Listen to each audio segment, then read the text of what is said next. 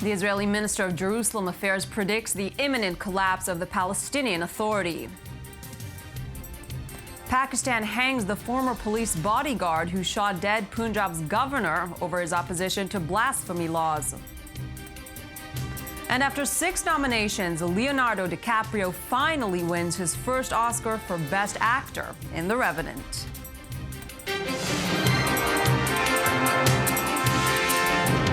Good afternoon. This is I-24 News. We begin in Israel, where Minister of Immigrant Absorption and Minister of Jerusalem Affairs Ze'ev Elkin gave a speech today in which he predicted the eventual collapse of the Palestinian Authority. Elkin said, quote, "The question is not if the PA collapses, but when." He said he decided to go public with his warnings after trying to bring the subject up at cabinet meetings to no avail. In his speech, Elkin asserted that the world will blame Israel for the collapse of the PA and that the control that President Mahmoud Abbas has had on the ground is diminishing. We were joined earlier by I-24 News correspondent Mohammed El-Qasim.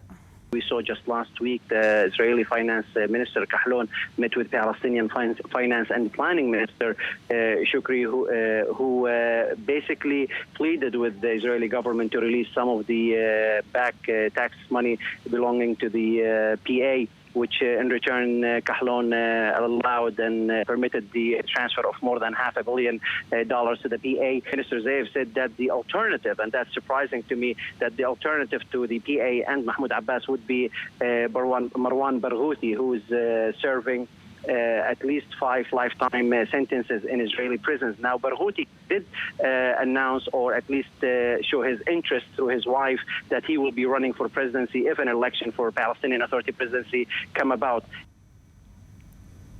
Cleared for publication, the IDF and Israel's internal security agency, the Shin Bet, have arrested 2 brothers from Hebron who are suspected of carrying out shooting attacks against Israelis in the area, which have led to the injuries of 4 soldiers. During the interrogation, a homemade rifle was found inside their home and another weapon was confiscated. One of the brothers is said to have ties with Hamas.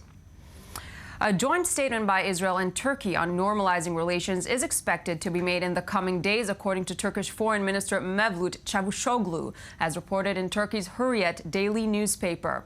The 2 countries were close allies until 2010, when a Gaza-bound flotilla was stormed by Israeli commandos, leading to the death of 10 Turkish activists. Turkey has repeatedly insisted on 3 conditions for normalization: the lifting of the Gaza blockade, compensation for the victims of the Mavi Marmara, and an apology for the incident.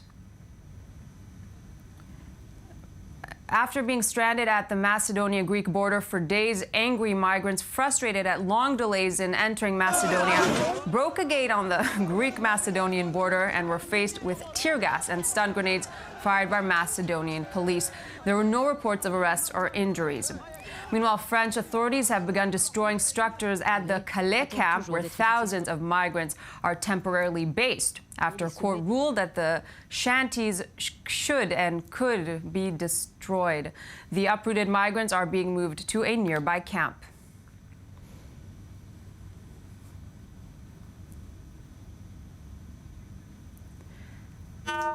Pakistan has hanged the former police bodyguard who shot dead Punjab's governor over his opposition to blasphemy laws, according to officials.